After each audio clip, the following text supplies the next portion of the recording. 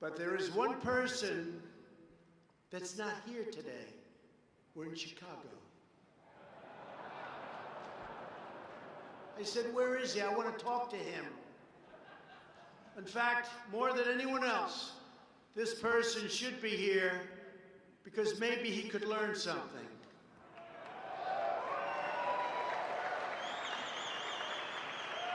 And that's the Superintendent of Chicago Police, Eddie Johnson. A few days ago, Johnson said, quote, "The values of the people of Chicago are more important than anything President Trump would have to say." I don't think so. Because that's a very insulting statement after all I've done for the police. And I've done more than any other president's ever done for the police.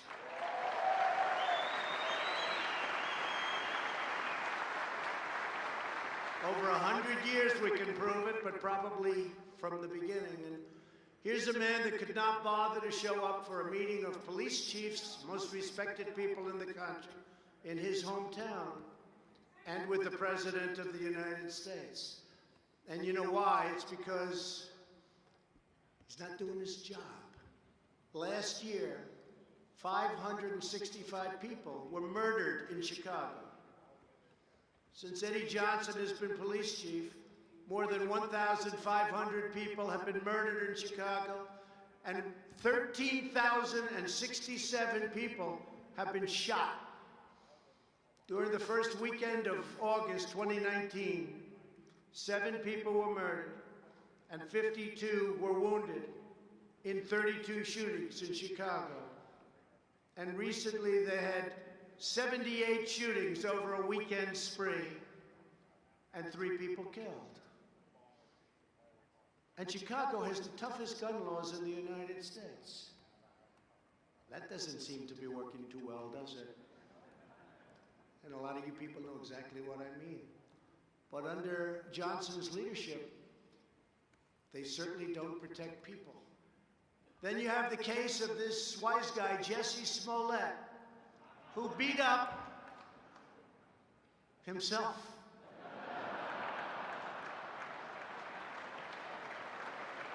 And he said MAGA country did it, MAGA country. Okay? He said MAGA, that's a hate crime. That's a hate crime. And it's a scam. It's a real big scam, just like the impeachment of your president is a scam.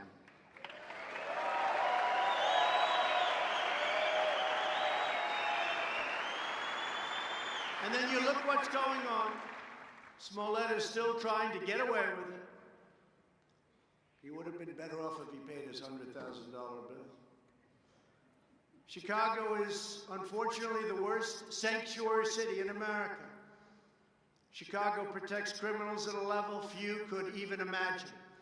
Last year in Cook County alone, ICE asked local law enforcement people to please, pretty please, we beg you, we'll do anything necessary to stop crime. We want to stop crime. Please detain 1,162 people, please.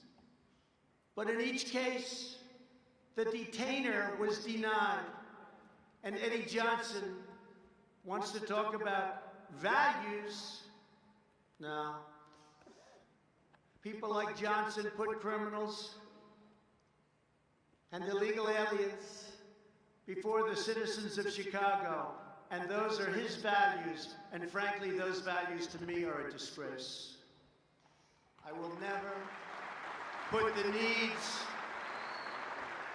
of illegal criminals before I put the needs of law-abiding citizens. It's very simple to me.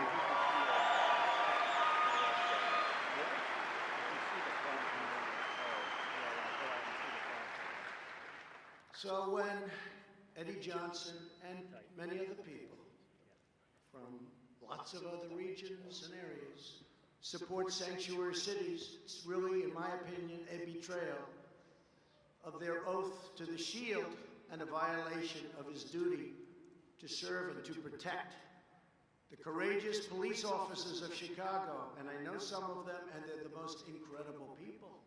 They could solve this problem quickly.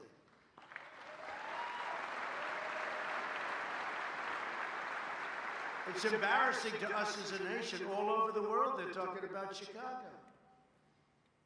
Afghanistan is a safe place by comparison. It's true. Police officers of Chicago are entitled to a police superintendent who has their backs and knows what he's doing. You're entitled to a police superintendent who sides with you, with the people of Chicago. The people want this. And with the families of Chicago, not the criminals and the gang members that are here illegally, and not the stupid politicians that have no idea what the hell they're doing.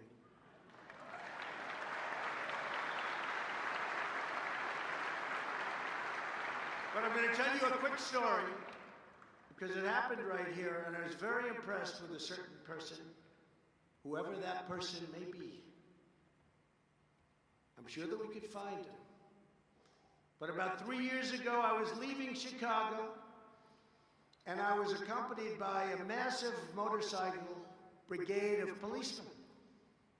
And to do that, they have to volunteer, because I guess most places say you have to volunteer. Well, I had a lot of volunteers, I'll tell you, hundreds and hundreds of them.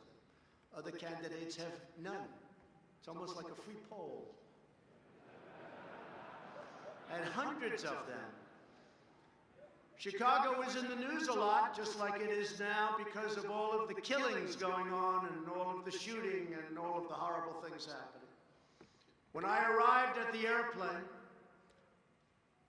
the police officers asked whether or not it would be possible to have some pictures. And before I won the election, I could do that. I would do that routinely. Now I think Secret Service has a little bit of a problem. It was up to me, I'd do it. But it was just before, might have even been president-elect. It wasn't long ago. The leader of the brigade was this really powerful, strong-looking guy. Big, booming voice. And he was definitely the boss. Do we know what that means? He was the boss. Put your cycles over here. Come on, let's go. He's going to take a picture. Come on, let's go. Hurry up. Come on. And yet they all loved him. They love Vince Lombardi. They love Belichick, right? They love Coach Belichick. They love certain people. It's called respect.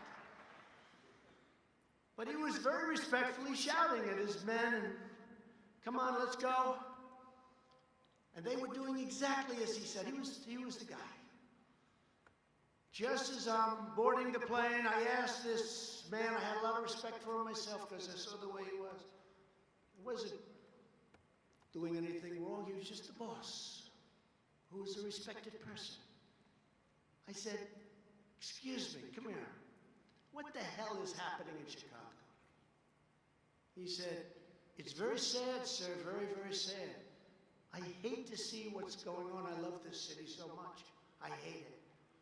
I asked him, what do you think the problem is? And he said, there's no leadership from the mayor, and there's none at the top of the police department. They're afraid to do anything. He said, we have great police, sir, the best in the country. And you all feel that about your own police, but he said that. He said, but we don't have the leadership at the top. It's so sad. I said, you're a tough guy. How long do you think it would take you to fix this killing problem in Chicago? He looked at me and said, one day, sir, these cops are great. They know all the bad guys, sir. They know exactly what to do. We could straighten it out so quickly that your head would spin. I left very impressed, whether it was one day, 1 week, or 1 month. There was no doubt he could have done it. And I actually told the story numerous times, and I actually sent his name in to somebody involved with Chicago. And that's the last time I ever heard of that man. He's probably got a good job someplace outside of a police force. I'm sorry to do that to you, but he's happy. He's happy. So he doesn't have to put up with the nonsense that you have to put up with. But I thought, there's a guy who could be your police superintendent and do a hell of a job. He'd straighten things out. So that was years ago, and I was just thinking about it. I just thought about it on the trip over. I said, you know, I'm going to Chicago, and I want to tell the story because it was, to me, a great story. Because you could fix this up so fast. Good leadership would be pretty easy to find. You have a lot of people right now in the department. You know, I love when they go to other parts of the country and hire people, and they don't know the name of the most basic street. They go all over the country. They hire somebody. Comes in, oh, good, where's our headquarters? What does that mean? Where's it located? You have incredible people in the police department, Chicago. I know some of them, I met some of them. But remember, 565 people were murdered last year. And it's a shame. And I want Eddie Johnson to change his values and change them fast.